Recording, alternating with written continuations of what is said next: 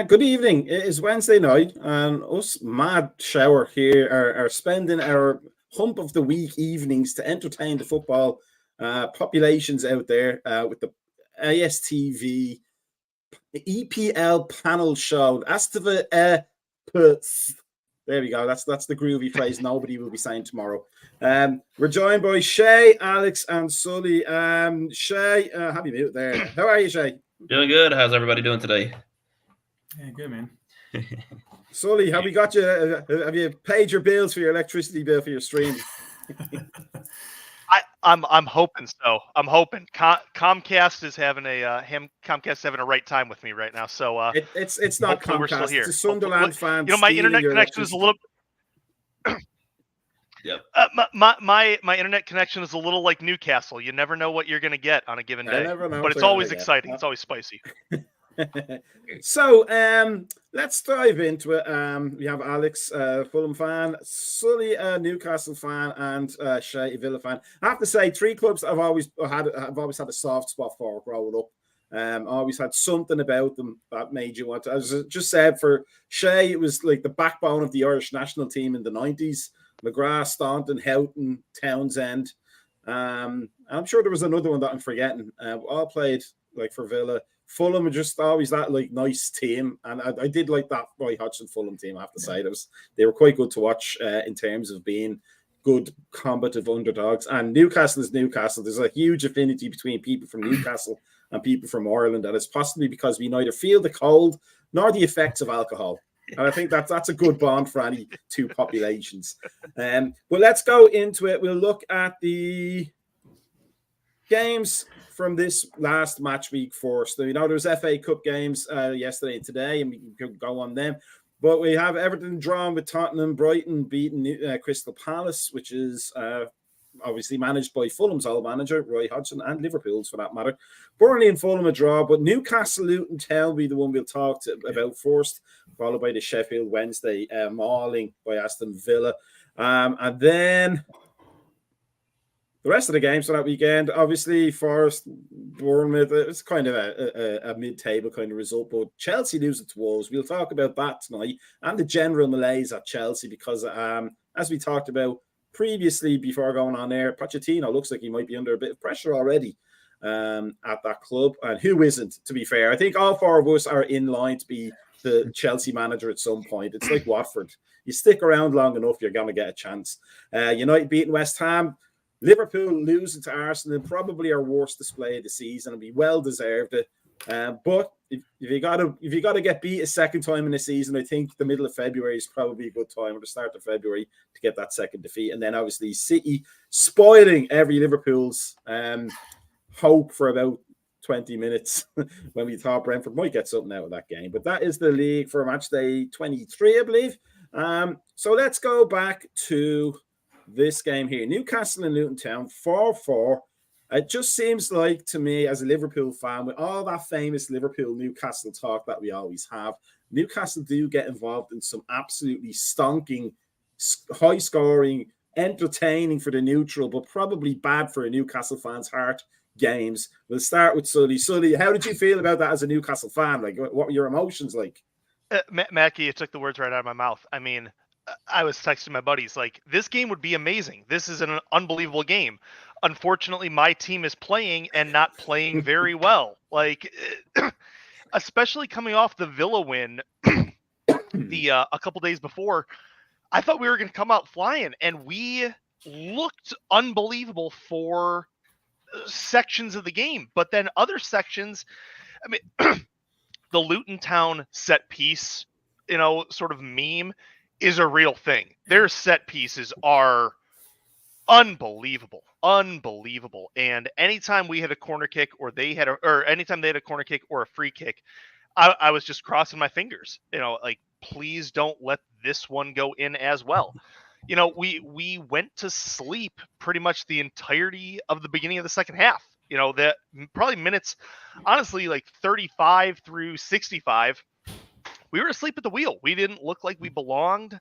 I can't keep going back to the injury concerns because that wasn't the reason why we tied 4-4 with a team that, plays at a stadium not much bigger than the high school I coach at. Like, I'm kind of at a loss. We pressed too far up. Trips looked good on set, but did not look great defending. And I think the Dan Burn experiment it has come to its logical conclusion. I don't think he can play left back anymore. He is such a liability in terms of his speed. He needs to come off the bench for Sharon Botman. But hopefully we see Livermento out of this. But, it was nerve wracking. I thought we were going to pull it out. I thought those last 15, 20 minutes. We finally put our foot back on the gas pedal. I could have seen that being a 6-4 Newcastle win, but yeah, Jake Murphy. I thought he was going to be much better coming back from injury, but my goodness, he missed some outrageous opportunities. I love him. I think he's entertaining. His facial expressions are second to none in the Premier League. His reactions to things are unbelievable. But score the damn ball, like get us points. We cannot be hanging out like this. So it is what it is. We got a point, but coming off of 3 points against Villa, and Shay, I'm not going to dance on a grave. Oh, I mean, hey, you guys beat us fair and square. There's nothing about it. 1 point against Luton is obviously a disappointment, but it's a point, so we're hanging in there. Shay, let me go to you. Just because there was a lot of fanfare about Newcastle before the season started, and not a lot of fanfare about Aston Villa, even though they had shown signs at the end of last season of something that might be happening. Emery's he's a fantastic coach tactically, maybe not the biggest personality, but us Liverpool fans are spoiled for that. We have like personality out of Klopp that we could sell it to other coaches and managers. But Newcastle were the ones that were seen to be possibly the ones that will invade the top four and maybe even have the outsiders challenge. But it's your team that's ended up doing it. Watching that Newcastle, seeing that score, how do you react to that? Do you think this is great for us because it staves off that challenge, and also cements how good Emery actually is? Yeah, and like I said, I mean, Sully's discussed on it multiple times. Like I said, the injuries definitely hurt them. And then what we've talked about, I think financial fair play, after seeing Everton getting dock points, all the clubs got scared because nobody really signed anybody during January when they know that they needed to get somebody in, because we talked about it. Like, they need a striker. They didn't go after one at all. I think financial fair play scared everybody. So it's good to see, just because, we were the two teams to finally come in and break that big six cycle. Newcastle just trying to survive now at this point, and I feel like once summer comes around, that's when the money's going to get spent again, and they're going to definitely re-up what they've had. It's just, will the coach make it that long at this point? Because I know it's rumor. The rumor will start, we haven't done very well, but I think he's still a great coach. It's just he's dealing with bad circumstances right now. Alex, Newcastle, a similar kind of story around Eddie Howe going there with Fulham as well, like talented managers who have a certain idea of how to play the game. But obviously Fulham don't have the resources of Newcastle. So when you look at that, do you think, Everton for Luton, or sorry, Newcastle for Luton for, if that's a Fulham Luton game, it's it's kind of like match of the day, game 2. Let's give the mid-table teams a chance. Yeah. But that's not the expectation for Newcastle this year, or at all, since they got that boy out, whatever it's called. But for Fulham, you guys are quietly ploughing a furrow there with some really good football.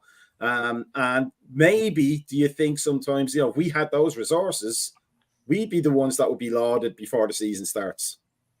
Yeah, I mean, for anyone to be owned by a petrostate, I think definitely infuses with Amanda Stavely sniveling at the front there. I mean, it should put some confidence in there of saying, hey, City have done this and gotten away with it. Chelsea were run by an oligarch. Were run by an oligarch. So there's, why not us kind of vibe. It's tough. We've talked about it before. It's tough that they got bought into this right as the Premier League and the FA decided to actually do something about it. So that's kind of tough timing. Yeah, I think it is a weird place for a Fulham fan to be, to say there's no reason why we shouldn't be able to plug more money and get there. I think it's a weird January, like you said, Shay, to not like there's pretty glaring holes in almost every Premier League side has a couple. Fulham has several, and the only player they brought in was Broya from Chelsea, which, to be fair, like was the glaring need is to get someone up top. So I guess that kind of works. But they brought in one loan in January, so it's kind of like, is the money not there? Are people just freaked out about? We sold Alexander Mitrovic in August for 50 million pounds, 60 million pounds. Like, where is that money? Were we in that bad a spot that we couldn't replace him with anybody except for Raul Jimenez? So I'm not really sure what to think at this point. In a normal year, I'd think let's spend away, but in this year, it's just weird.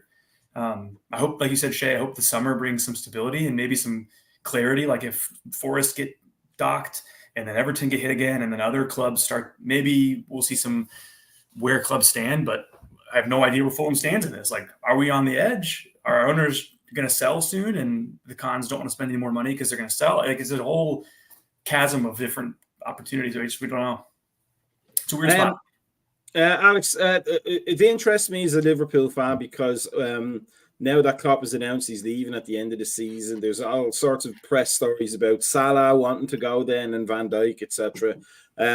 Now you mentioned Mitrovic there. He was such a big part of the club he was such a talisman. And then you don't have him, and then the worry is where did the goals come from? But you guys have coped quite well, but it seems to be almost like more through teamwork than an actual, let's just find that one player that's an outlet ball for everything. The way City could potentially always be with Haaland, and you can always see the difference sometimes when Haaland's not playing for City, they play like old City. Then when he is playing, it's just get the ball to him. He's going to put the ball in the net anyway. Like, we'll have sandwiches on the side. He's going to be grand. But does that impress you more about the job that Silva has done? Because we paid attention to him as an Everton manager because we obviously want to laugh at Everton as much as possible. I believe it is one of the life's virtues to do that. But he has done an impressive job, hasn't he? Yeah, especially look, the three striking options are Raul Jimenez, Carlos Vinicius, who they just loaned out to, I think, Galatasaray. I think he scored the other day. And then Rodrigo Muniz, they bought, I think, for £7 million from Brazil. So that's the goal scoring options on this club. And the fact that I think they're 7 points clear of the relegation scrap. They're so much better than any of the relegation sides. I'm not super worried about that. But yeah, to put this team anywhere near the mid-table with the attacking talent and to not be the lowest scoring team in the table right now, I think is a testament to it.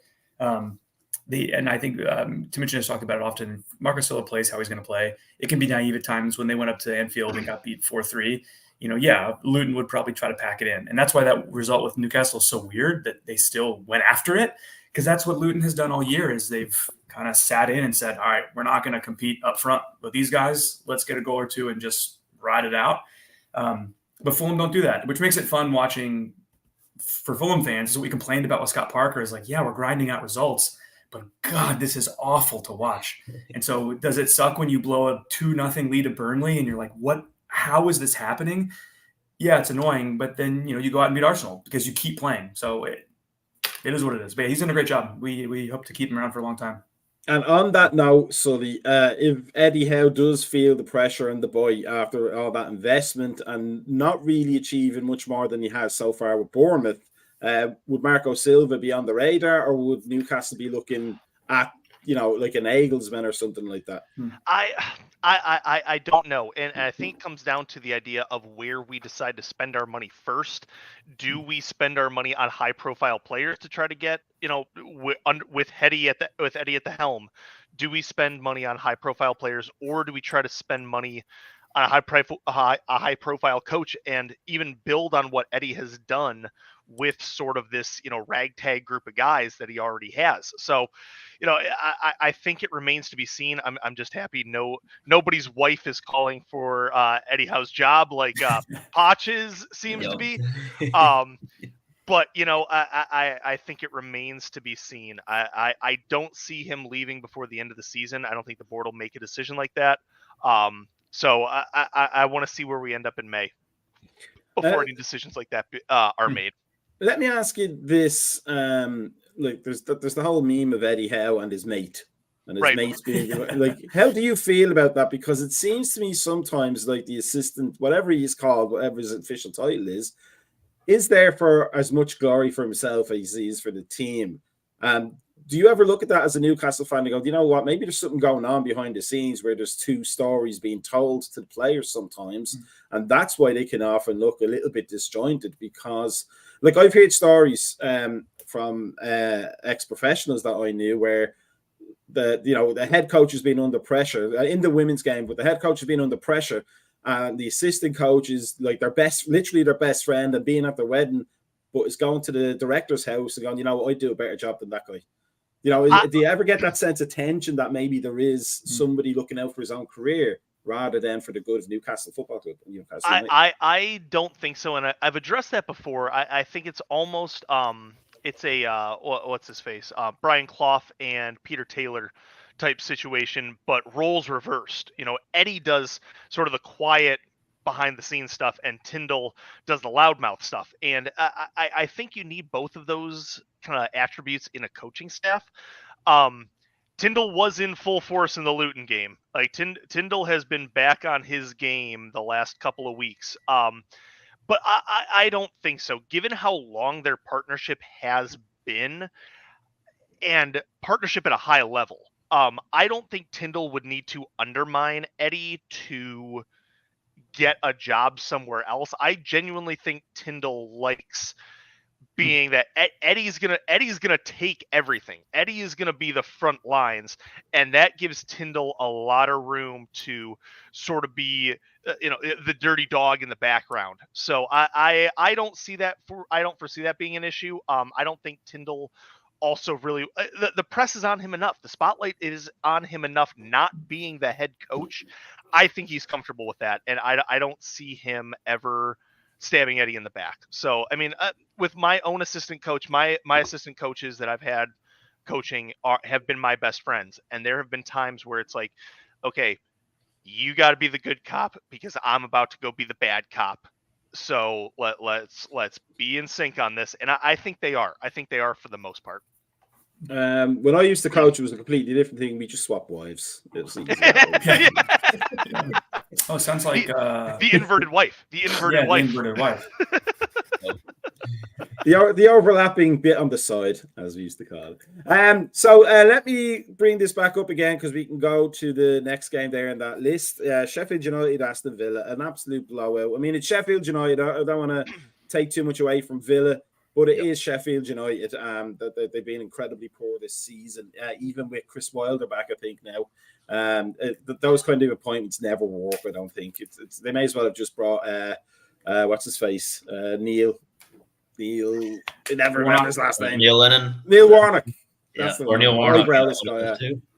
But where's Big Sam when you need him? Yeah, I thought that Big Sam would have been perfect.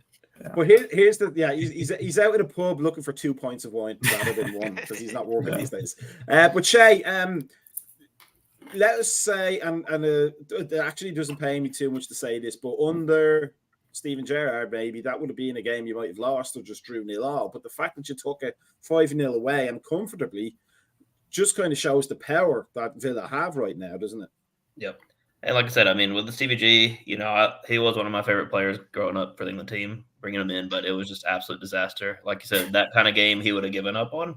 I mean, there's a quote of him saying, we go into Chelsea, we should lose, and we've literally beat them in the league. I know the FA Cup, we lost today, but you shouldn't be scared of teams like that anymore. And this is the same group of players that he had. Emery just came in and just instilled his system.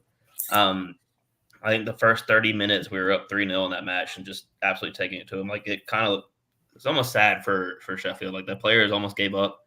And it was just, how many are we going to score? And me being selfish, I was like, we need the goal difference up. Let's get at least an 8. Just get some numbers up. But it was really good to see. To be fair, it was Sheffield United. Now it wasn't Manchester United. Yeah, we'll see. But yeah, it was good to see. And then, like I said, we gotta get prepared for Manchester United this weekend after losing today. So hopefully they get their heads out there out of themselves. You're bad. Alex, I'll have the same question for Sully, but from a different perspective. But the question I have is for you as a Fulham fan. A few years ago, Villa Fulham would be like, you couldn't tell either way, one way or the other, who was going to win or lose that game. But right now, as a Fulham fan, if you're facing Aston Villa, especially at home, is that a game that you are afraid of in terms of what the outcome might be? Yeah, I mean, a lot of people say there's no such thing as a free hit, so you got to go into every match with the expectation that you're good. The players and Marco are going to try and get something out of it, but it's not a match that you circle and go, oh, hey, we can get something out of this. Like, this is a realistic point or 3 points here. I think it's a testament to what happens when you can put together a couple seasons and gain some stability in the Prem, which is what Fulham have been lacking. And so if Fulham stay up this year, that'll be 3 seasons, and that's what Villa, since they came back up and survived. Was it 2017 or 18? No, it was 20. Sorry, it was 2018. No, it was 2019, 2020-ish thing. But then there was one year where Villa were like skin of their teeth, almost went back down. And that was the first season. Yeah, pretty much the first season of Sheffield United was up, the Blades. Yeah, and that's but that's the testament to, like, that's what the difference between Fulham and Villa at this point is, that stability of being able to build on success. And so that's not a full blueprint, because I think Villa has a bigger fan base and deeper history, that kind of thing. But that's the kind of thing Fulham want to do, is get to that point where, you're a perpetual top half team, and every couple of years like this one, you're competing for the whole thing. So, it's weird to see the two teams diverge, and that's what a relegation does to you. It devastates everything, and it sets you almost back to square one. So, hopefully avoid that for a while. But from your point of view, Sully, you see that kind of a result. You're competing with Aston Villa for that top 4 spot, and not maybe the season is not fulfilled what the pre-season expectations were, because a lot was expected of Newcastle. And let's say, for comparison, nobody expected as much from Spurs, but they led the way for the first few weeks, and everybody got carried away. And Big Andrew was going to have that Premier League trophy named after him forever and ever and ever. But then it fell apart because they're Spurs, and that's what they do. But you look at Villa. Do you see them as a systemic threat to the progress of Newcastle United? Because I think there's 5 places for next year on or something like that, isn't there, for the Champions League? So it really is a big 5. But if you can't crack your way in there, you could suffer fairly quickly, no matter what your resources are, as we're seeing with Chelsea. I really think Arsenal, City, Liverpool are a cut above everybody else. Okay, those are 3 spots that are guaranteed going to go to them. I feel like a broken record. I say this every week. Like, how is Manchester United in 6th? Like, what is that? I really feel those last 2 spots are going to come down in the next few years to Villa, Tottenham, United, Brighton, Newcastle, maybe Chelsea if they get their act together, Fulham if they put together a miracle season. But I could, those top 3 teams. I mean, Liverpool for sure this season, but who knows what happens after Klopp leaves. I definitely see Big Sam. Yeah, that'd be wild. I'm rooting for it. Who says no? Yeah. But no, I definitely see Villa being in that same discussion. And like I even hate saying that sentence, because Villa is ahead of us in the table comfortably. Like, why should Villa be, comparing why should we be Villa be compared to us when we should be compared to Villa at this point? I mean, they're having the success this season. John McGinn, I love as a captain. I think he is tremendous. He does not put up necessarily the stats, but he's a rock solid captain. That's a guy you want leading the charge. And Ollie Watkins, I mean, I'm always a big fan of players who are not, Haaland has De Bruyne passing to him. Like, of course he's going to get numbers. Like, that's a given.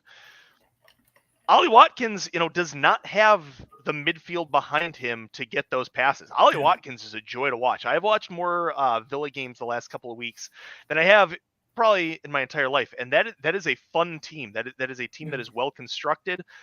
It reminds me of Newcastle from last year, and I think I think Villa is here to stay if they maintain sort of this building of their team. And Emery's Emery. Like, he's going to get your players in the right formation.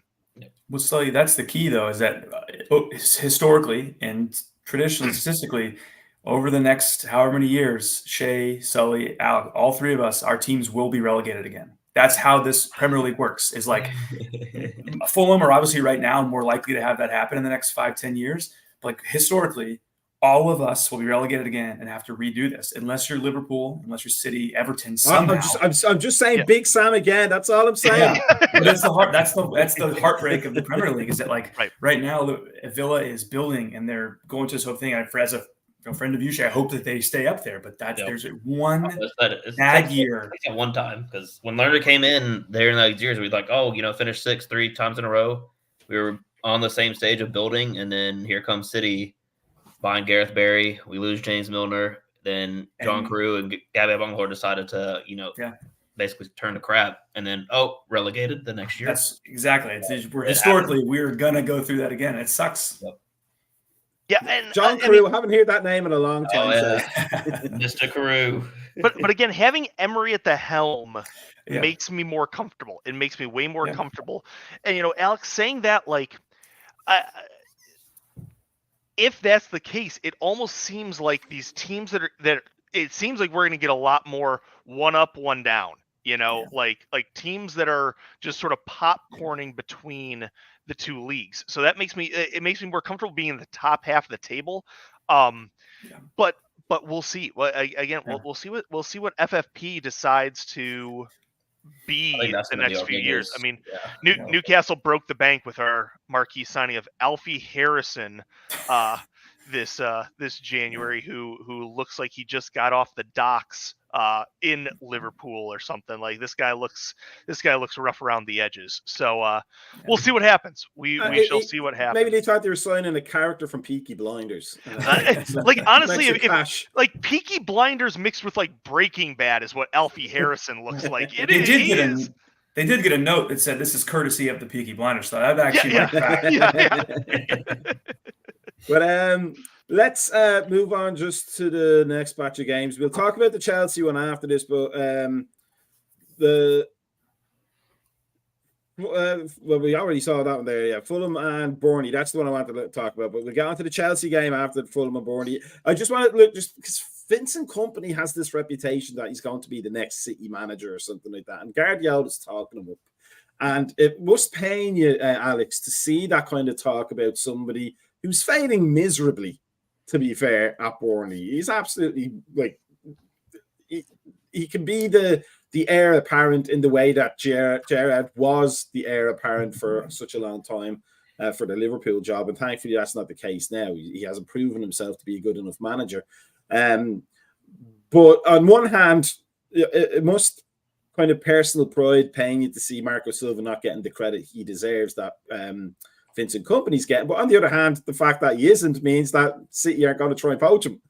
And that's the catch-22 of when you're you know your spot in the footballing world. You know that any manager who has sustained success is gonna get his head turned, and every player who does the same things that happen. So you have to learn to just accept that that's the place. And if people are getting poached, and that means that they did something right while they were here, and then you have to trust that then your club management and leadership is ready to fill the void, which unfortunately Fulham's have not typically shown that they're willing and able to do that yet. So that Kompany, it's weirdly smug. I think he's lucky that Sheffield are so poor because Burnley, I think, are only 3 points off Sheffield. So and they're 6 or 7 adrift. So it's not like Burnley are killing it. They had a weird stretch. They won one or two in a row or something. But other than that, they don't look very good. I just think it's funny that the definition of a weird stretch for Burnley is they won 2 in a row. And they might have taken 4 points from 2 or something. It was not. They have been consistently bad all year long. They chose the right away jerseys for the game. 3 games in a row. They're on a roll. Yeah, and they've taken 4 points off Fulham because of course they have. So of course they have. But here's the question though, Alex. 2-2 away for Fulham in the position they're in, which is not an uncomfortable position, I don't think. But that's a good result. An away draw is a good result in the bigger scheme of things, isn't it? I think yes, that's the hard part. Yes, and the way that the game went, Fulham scored, I think, in maybe the 30th or something. They were in complete control of the match, and then just capitulated. Burton Leno. And the hard part is, you have 2 mistakes from 2 stalwarts. Burton Leno comes out flapping and just not really sure what he was doing. He missed it, and a wide open header for, I forget his first name, Fofana is his last name. And then, of course, it's David Fofana. Yes. But that's not incredible soccer knowledge. I literally just looked at it there. Well, and that's the hard. I mean, of course, it's his debut. It's his debut at Burnley, and he scores a brace. So the first one was just a horrible try at a claim from Leno, a punch, and then the second one was a mistake from Kenny Tete, who is still looking to pull top Premier League wingers out of his pocket every weekend. So I don't understand. It just doesn't make sense. It's one of the situations where you look at, and it's got to be so frustrating for Marco Silva to do the right things and to put the players in the right spot, and then two of your stalwarts just blow it. Like they just blow it. Which is a shame because Fulham was in control. It should have been 3. And so it's definitely 2 points dropped. Again, a point on the road is never a bad thing, but when you're 20 minutes away from a dominating 3 points to lose it like that is just annoying, especially with a bad team. A team that's not genuinely not good. If this has happened away to Villa or even away to Bournemouth or away to Forest or something, you can rationalize it away, but Burnley are bad. Newcastle. And Newcastle. I love that Fulham are the reason that goal went in, because the reason they changed the handball rule was because Fulham got screwed by it. And then on the reverse, they get screwed again. So we can talk about that probably later. That's the Harrods connection now. There's some conspiracy theory, That kills me. Yeah, it's an annoying result. The point's a point, but it's an annoying result for sure. For Shay and then Sully, as this is going to sound really condescending from a Liverpool fan, but for two fans of clubs who have tasted relegation in fairly recent years, it is as a fan, a result like that, Shay, would be disappointing. But when you're clawing for points to make sure you're not in that relegation conversation come the last 6 games or whatever, in hindsight, eventually that will look like a very good point for Fulham, won't it? Yeah, for sure. And like Alex said, and any point is a good point, but those are also the games that you need to get the full points from. So hopefully this next week, whoever they're playing, they come out and they get the full 3 points. Because like you said, you're doing good, you're safe, but you're in that realm of where you could be in the top 10 here in the next couple of matches. And as as somebody that has gotten relegated, all the points do count as much as you can get them. So you can't take anything for granted, truly. Was it Newcastle a few years ago, 2020 maybe, where I forget who was managing. Before he got fired. Big guy. Yes, Steve Bruce. So match week 26 was we're just stockpiling points, and people were like, "My guy, you still have 15 left. What are we doing here?" So yeah. That's the Bruce. That's what he does. Tough way to watch a season. I don't think he said points. I think he said pints, as in beer. True. Yeah, they were. He could have also said that. I was stockpiling pints. But for Sully, as I said, Newcastle have tasted relegation. I think it was Chris Hughton got you back up at one point, wasn't it? Way back in the day. Yeah. Ireland's own Chris Hughton, our first black player. Fantastic player. Maybe a bit iffy as a coach, though. But you guys are clawing for points, rather, not in the same manner or same situation as Fulham, but to get into that top 6 conversation. And again, even for a club with the resources of Newcastle, you'll be disappointed at going away to Burnley and not having the win or throwing away a 2-0 lead, as it were. But in the heel of the reel, you'll look back and go, maybe that's the point that got us over the line. Yeah, I mean, but a 2-goal lead is the most dangerous lead in sports. That is never comfortable. You especially in golf. Yes. Yeah. You got to be able to put games away. And as somebody whose team has not put games away on repeated occasions, I mean, a point is fine, but you're just we left 2 out there. We Fulham wins that game. Fulham could be sitting, 1 place higher. They could be sitting ahead of Bournemouth. But it's a 9-point gap, right? Instead of 7. Am I right about that? Exactly. Yes. Between Newcastle and Fulham, it's a 9-point gap right now. But you can the relegation zone. From Fulham's relegation zone, I think, 7 to 9, right? It's it would have been 9 points. 26. Yeah. 20 That's or huge. 10 points. And one team gets hot, one team gets cold, and those 9 points evaporate. The 9 points to 11 points is a big gap. So you just feel like leaving stuff on the field is never good. You're happy with a point because it's not nothing, but man, Like when you're up 2-0, like you want those points. You're gonna want those. Well, we'll say for prime example, look at Luton. Like I had no idea. Like I would have never thought they'd got 20 points. To be honest with you, I just looked at the table. They're crawling themselves out of the relegation scrap. Yeah, they're pulling themselves out because like they're being scrappy teams taking these points. I think they were at least maybe the 10th game in everybody's favorites to be one of the three that goes down, but they've done a fantastic job to get out. I hope they stay up. I really do. I hope they stay up. Get that stadium rebuilt. You know, keep the stadium. Keep the stadium. No, keep the stadium, but actually get it to Premier League standards. I only hope they stay up and that they bring back those short shorts that the old 80s Luton teams were very, very famous for. They left nothing to the imagination. So before we talk about Chelsea, because there's a lot to talk about Chelsea and laugh at. Shay, Villa are playing United at home on Sunday. What are your feelings about that game? Is it a game you'd be confident going into, or are you like Sully and you're going, what the hell are this team doing anywhere near us?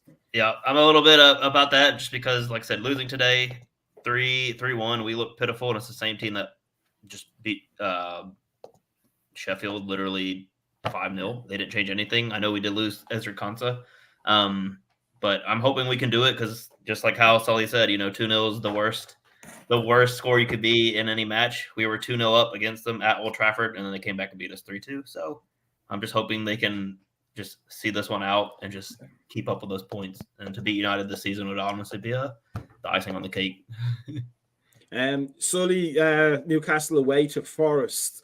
Squeaky bum time a little bit, or is it just one of those you can toss a coin in the air and then you still might not get the right result? Where's the FFP against Forest? Like they keep signing players. How can they keep signing players? Newcastle doesn't have a bench. Forest is fielding like 3 first teams at this point. I mean, I hope we beat them, especially from that from the loss we suffered around Christmas with Chris Wood having the hat trick.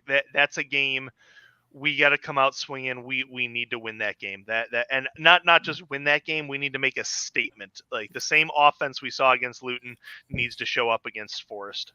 Maybe they're buying just players for like half a Snickers and what do you call it? A Stanley Cup. Those much desired. It's one of those. It's like, oh yeah, I got a Bentley parked out in the garage. Like open the trunk. There's something in there for you. Like what are they doing? How is that? It is wild.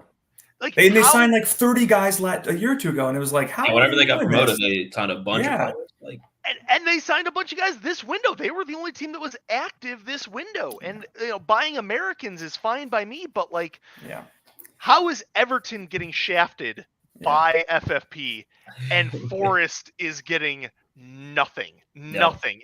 It's like the sheriff of Nottingham is running Forest right now. Like, come on. They decided when they're gonna, determine the punishment for Everton and Nottingham yet, or they just kind of, with City just pushed it along until the end of the season almost. I wonder. It's like a random number generator, I think keep coming up with 0. Everton's punishment is just that they get to beat Everton for the rest of their days. That's what their punishment will be. Minus 10 points. For Alex then, because just looking at the fixture, you're playing Bournemouth at home, I think it is.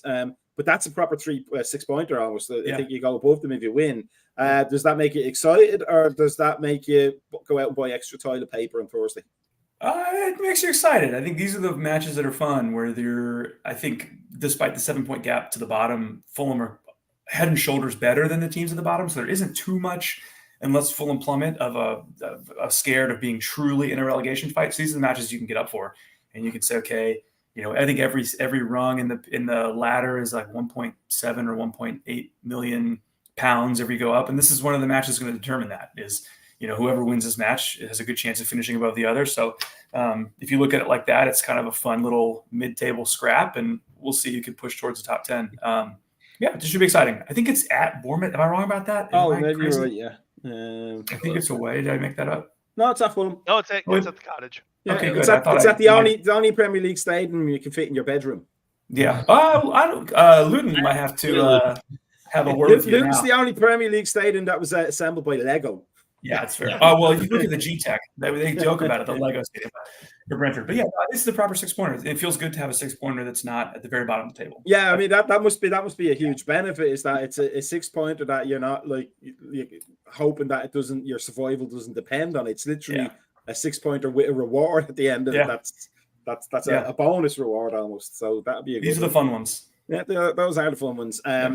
So let's talk about Chelsea. They lost 4-2 on the weekend, and now we'll start with Shay because they beat Aston Villa today in the cup.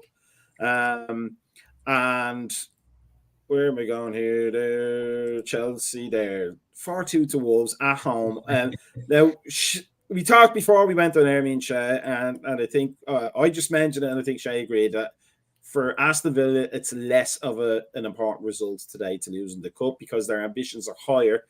Chelsea were almost like the non-league team that needs that extra bit of cash investment for going into the next round. But it's such a come down from the Roman Abramovich days. It's almost a chickens coming home to roost situation for them. They've had the managers, they've had the funky, groovy, media darling friendly managers. They've had the guy who shouldn't have been sacked by Spurs and is always been the hottest best thing, who couldn't win every league at PSG in a one-team league. Let's be honest here as well. But Shay, start with you. What is going wrong at Chelsea? Is it the ownership? Is it the money? Or is it karma? I think it's a little bit of karma, and honestly, it's the player. So one of my best friends, he is a Chelsea fan. We just talked today.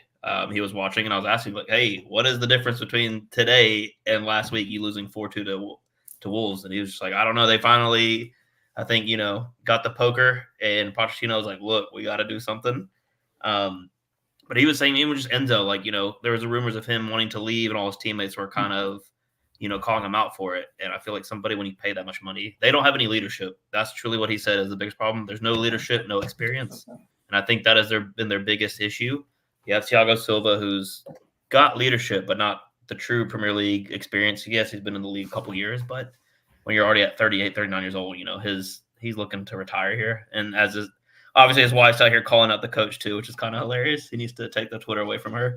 But yeah, I think that's just the biggest thing. Like they can't keep going through firing coaches again. Like Pochettino is going to be the best that they're going to get right now at the time. He also needs the time. Like I know they are freaking out, but they're still safe. Like they're not nowhere near the relegation zone. Like they're still top 10. It's fine. Let them steady the ship for another season.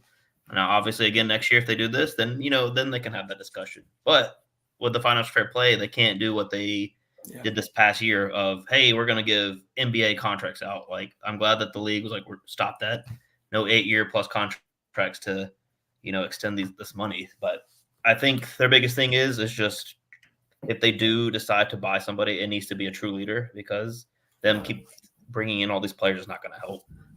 Obviously, I'm here for it. I love the chaos. It's always fun to give them crap because, it's Chelsea. Like, they are the original city. Like, Abramovich came in, he built the team basically by buying it all and bought the league. And now it's kind of funny, like, hey, we can't do that anymore. This is how the rest of the league felt. You kind of have to struggle and actually build a team. Alex, when Pochettino was at Southampton, he basically had sort of the reputation that Marco Silva is building right now, even though Silva has already been in the Premier League. But there was a sense of the grass isn't always greener, for Pochettino. Chelsea is just a head case of a team, of a club, not a team, a club. It's just somebody on the top buying players like they're playing Championship Manager. And on the easy setting, and they're just buying everybody up and hoping somebody can put some sort of shape on them. But when you look at that and you look at your situation at Fulham, where everything is just looking up and it's looking joined up and it's looking together, and that there is a plan behind it all, do you go kind of there before the grace of God go I kind of a thing, and then do you have a slight chuckle to yourself and go because it's Chelsea and everybody hates them? Yeah, I mean, I think. For personal, emotional, and just principled reasons, I don't think any Fulham fan would trade places with a Chelsea fan, even when they were in their successful period. It's just not going to do that. But I think, this is a little bit of schadenfreude. It's nice to see them get knocked down a peg. I think they're the original kind of dirty money apologists. Like they're the original. I don't want to call it the original sin there. I'm sure there was some influx of dirty money before this, but this is when it really took off was with Chelsea. And I think to see the chicken come home to roost is kind of nice to see them get their come up. And then we haven't even heard about any of FFP or whatever they're calling it, profitable sustainability rulings yet, because we know they're over the line. And when these NBA contracts, the problem is when you amortize these contracts, it's 8 years. Let's say you get rid of somebody. If you plan on amortizing that over 8 years, you're going to have to keep paying. These guys' wages are going to still be on your books, and their purchase price is still on your books. And so it's kind of mortgaging whatever future for now. And all of these big teams, all of them are budgeting for making the Champions League, and they're budgeting for making this. And they have contingencies. Say, okay, if we don't make the Champions League for 1 or 2 years, we can survive. But the longer they go without this Champions League money, the worse and worse and worse this is going to get. And they have to start. This is glorious. I love it. I'm such a fan of this. Stamford Bridge is falling down. Build it up just like Fulham. This is fantastic. I'm here for every minute. You could probably fit Stamford Bridge in your room in a few years because it'll just be a pile of bricks. You can just bring it in. Good. Yeah. No, it's been nice to watch. For Sully, though, is this a cautionary tale for Newcastle with that influx of money? It's a there is sports washing accusations, of course, and quite rightly, to be fair, from my point of view. But it's still a cautionary tale that throwing money at a club will work at some point in time, but you will have to pay the piper eventually. For a club like Newcastle and City, if they pull their money out, what's underneath? What's keeping the foundations in place? For Newcastle, I think you would probably agree that the Newcastle fans will always be there to support that club, regardless of where they are. They're a fantastic fan base. They take after me. They're all bald, fat, and don't feel the cold. You can't argue with that. But what do you take from that Chelsea situation as a Newcastle fan? I if anything, we are Chelsea in their early stages of the Abramovich era. And for better years. Or for worse. Yes. Abramovich had sort of stalwarts on that team. There were guys he didn't have to replace. John Terry, Frank Lampard. Those were guys who were in that team for a very, very long time. And I think the problem now is losing players of that caliber. Mm-hmm. I don't think Newcastle has to go out and splash the cash the way Todd Boehly has felt, the way Chelsea need to splash the cash. I think we are following that early model of what gave Chelsea their early success, is building having a groundwork of players and then swapping out the pieces around those players. I'd love for it to be like Bruno Guimaraes. I'd love for it to be Botman and Schär. Schär's older, obviously, so probably not him. Lewis Miley is somebody we can build around. Isak, somebody we can build around. So I think we are going to take the approach of early Chelsea as opposed to new Chelsea. And to be quite honest, if Putin doesn't invade Ukraine, is Chelsea having this level of chaos? Is Chelsea in this sort of shape? Or does Abramovich carry on business as usual? Chelsea was in the Champions League final, if I'm not mistaken. Yeah, like 2 years ago. Yeah, not that long ago. This is a very recent development, and this is not the same Chelsea that was built on the blood money of Roman Abramovich. This is not the oligarch money. This is American playing championship manager money. So I almost think it's apples and oranges. I really do. I was listening to the Price of Football podcast, and they're talking about Abramovich era at Chelsea. He subsidized that club at a $900,000 per week loss for 19 years. $900,000 a week. The age of being able to do that is done. We're past that. And so no matter how much money the Saudis want to pour in to Newcastle, how much money the UAE wants to pour into, there's just you can't do it anymore. And so Newcastle doesn't have the time to dump money like that, like Abramovich did, to build by just pouring money in, because you can't do it anymore. And I would be very interested to see if $900,000 was it. That's on the books. Yeah, there's no way Chelsea's books were legit for that. And Chelsea has had stinkers of players. I mean, the Fernando Torres contract, terrible contract. Yeah. Shevchenko, terrible contract. Who was the What's his Anton Vernon or Veronin for a little bit too? The Romanian player who did cocaine? Played for Fiorentina. I forgot his name. Mutu. Adrian Mutu. Yeah, they paid him a bunch of money. They dropped a ton of money on it. I mean, hell, look, Robin was mildly successful at Chelsea and really succeeded elsewhere. Like, they've had these stinkers of contracts. They just can't outspend to compensate these stinkers of contracts anymore. Not anymore. Shay, from your point of view, having Unai Emery's reputation was slightly damaged from the Arsenal time, and in a head-scratching kind of way, because he did quite a good job with that Arsenal team. He just wasn't fancy enough, and as we've said on the Liverpool podcasts with Timuchin, that it was essentially this inability to speak English clearly, which was typical English press kind of reaction to somebody over there. But as an Aston Villa fan, watching Emery and then watching the hullabaloo that goes on around Pochettino as being like he just needs that one club and he's going to win everything. Are you kind of glad with how you guys ended up and didn't end up with Pochettino, who doesn't seem to be able to steady a ship? Yeah, for sure. Because he was rumored for the longest time just because we didn't think Emery would have been the person that they went to. And after Gerrard was like, all right, what do we do? We wanted Poch because he was the hot commodity. He was a free agent. He had the experience. Like I said, we saw what he did at Southampton. Obviously, how do you fail at PSG when you literally are the only club and you have Mbappe and Neymar on that team? It's unreal. But yeah, going after Emery, the owner literally wanted him. Like, he went out of his way personally. Like, I don't remember the time truly when the owner of the team goes out and flies to Villarreal to speak to Emery personally. It's like, hey, I want you for this project. Like, they fully bought into Emery. We bought his childhood club. Like, that's one of our teams that we are now, like, it's part of our entire sporting group. Like, they've started investing money into it. So he knows, like, I think he's here for the long haul. It's just getting him what he needs and what he wants. And that's going to come. And like how you said, Arsenal gave up on him either because it wasn't what they wanted to see, or I don't know why their reasoning was. Like, I've talked to Arsenal fans. Like, it literally, that was the dumbest thing they could have done. He got them in second.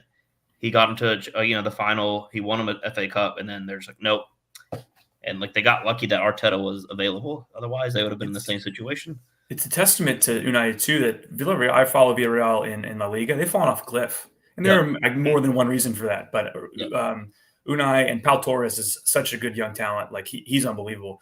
But they've fallen off a cliff without him, and that's a testament to what he brought.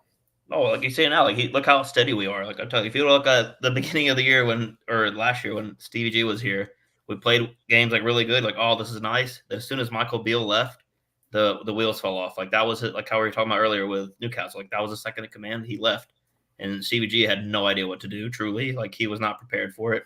The wheels fell off. We were almost about to get relegated again. I was like, here we go. How you said, like, start back over, and we got probably the best coach we could have possibly have gotten in our history at this point. Well, even going back to the begingoing of the season for Villa, I mean, we beat you guys 6-1, and it was like no big deal. Like, we're gonna shrug this off. That's not who we are. We're coming back. It takes a special manager to come out of the gate that poorly and right the ship the way he has. The anti-Pochettino. He's impressive. Oh, yeah.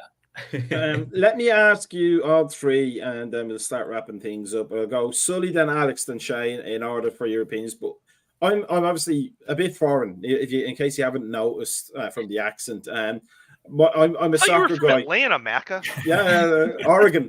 But I'm a soccer guy and maybe boxing and occasionally UFC at a push if I can find a cheap stream somewhere.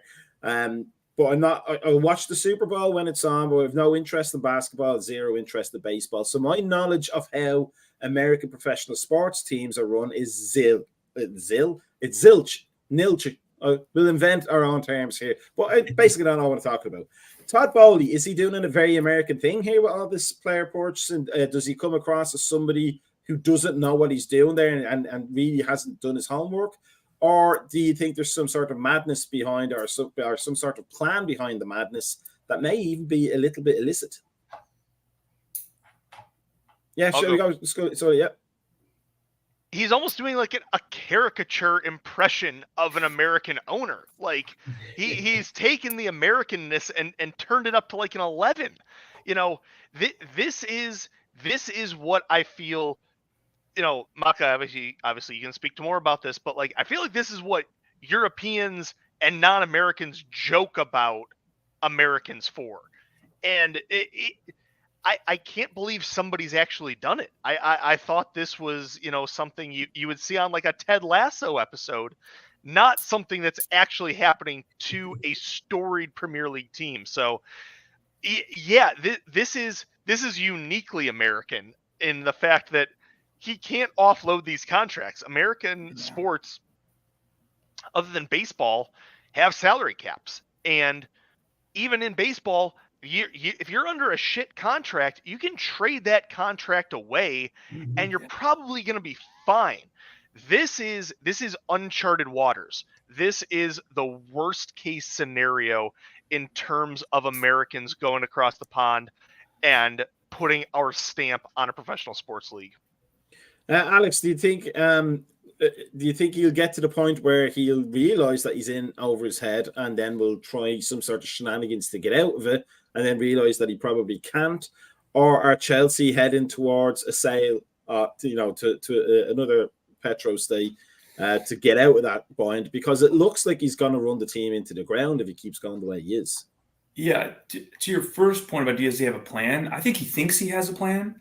I think business people like this, a lot of cash, and he thinks that he's discovered, what do they call it? And if you get an MBA, like an inefficiency in the market. Like he thinks he's spotted something that isn't priced in, right?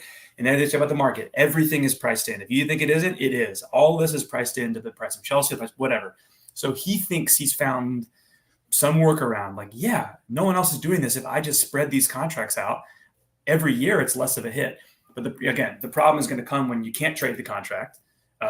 You can't write the contract. It's all pretty much guaranteed. So the player has to waive the right. It's just this money, again, and I said earlier, he's mortgaging the future for right now. And the idea is like, get us back into Europe and get this back to that honeypot right now.